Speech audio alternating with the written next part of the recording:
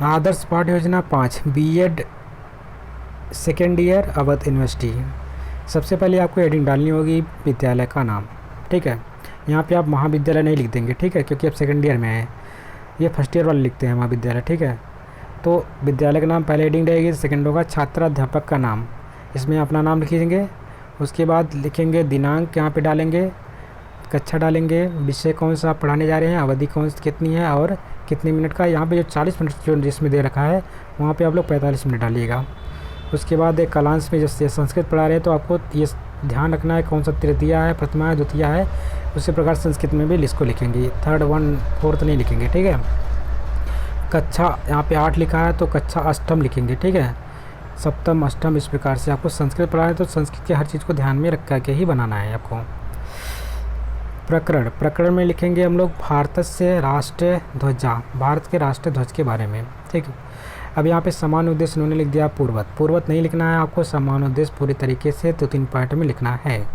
जैसे पहले पाठ्य योजना में आपने लिखा था सेम एज इट इज इसमें लिखा होता है, उसमें डिटेल में बताया गया समान उद्देश्य और विशिष्ट उद्देश्य क्या होता है। तो अगर ये वीडियो आप देख रहे हैं तो पहला जाकर के पाठ्य योजना देखेंगे तो वहाँ पे आपको किस प्रकार से समान उद्देश्य और विशिष्ट उद्देश्य में क्या अंतर होता है, समान उद्देश्य में क्या क्या चीज़ें लिखनी होती है और विशिष्ट उद्देश्य में क्या क्या चीज़ें लिखनी होती है, आप वहाँ से जान जाएंगे और इसके बारे में लिख लेंगे आसानी से। सेकंड आपको विशिष्ट उद्देश्य, विशिष्ट उद्देश्य में यहाँ पे दे लिखा है तो इसको लिख लीजिएगा। छात्र राष्ट्र ध्वज के गौरव तथा महत्व के बारे में जान सकेंगे, राष्ट्र ध्वज के रंगों तथा चक्र चिन्हों के बारे में जान सकेंगे।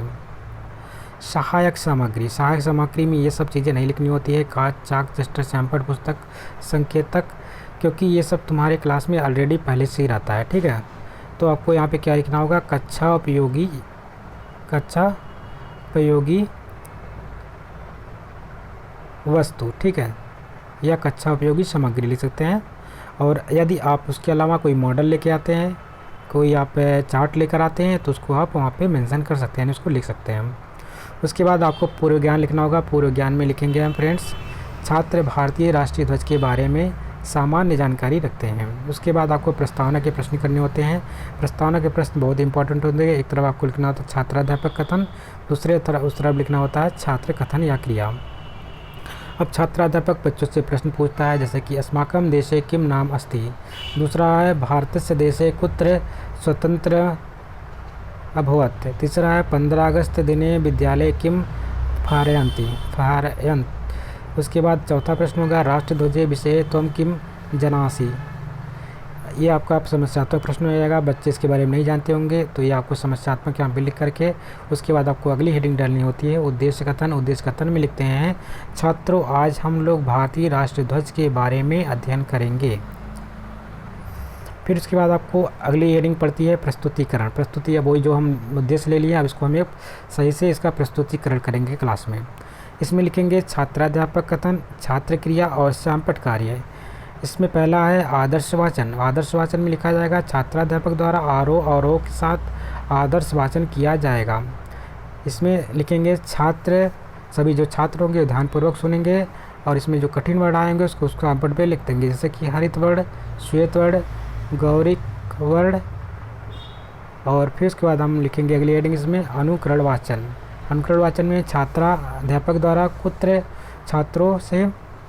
छात्रों से अनुकरण वाचन कराया जाएगा। यहाँ पे लिखेंगे कुछ छात्रों से अनुकरण वाचन कराया जाएगा।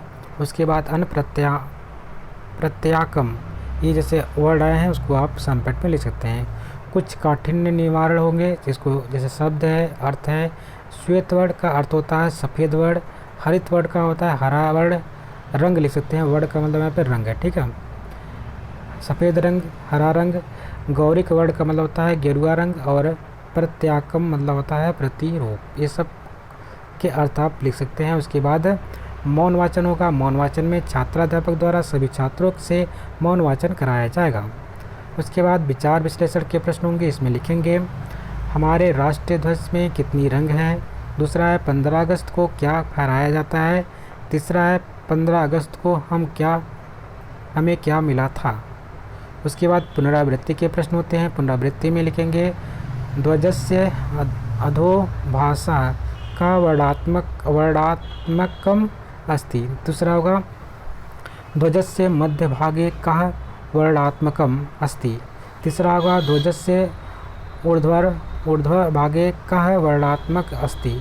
चौथा होगा ध्वजस्य मध्यभागे चक्रम किम भवति। फिर इसके बाद आपको गृह कार्य देना होगा। इसी प्रकार से आपका ये भी लेसन प्लान कंप्लीट हो जाएगा। गृह कार्य में लिखेंगे तिरंगा का क्या महत्व है, इसके बारे में सभी छात्र लिखकर लाएंगे। नेक्स्ट वीडियो में हम देखेंगे अगला प्लाट योजना।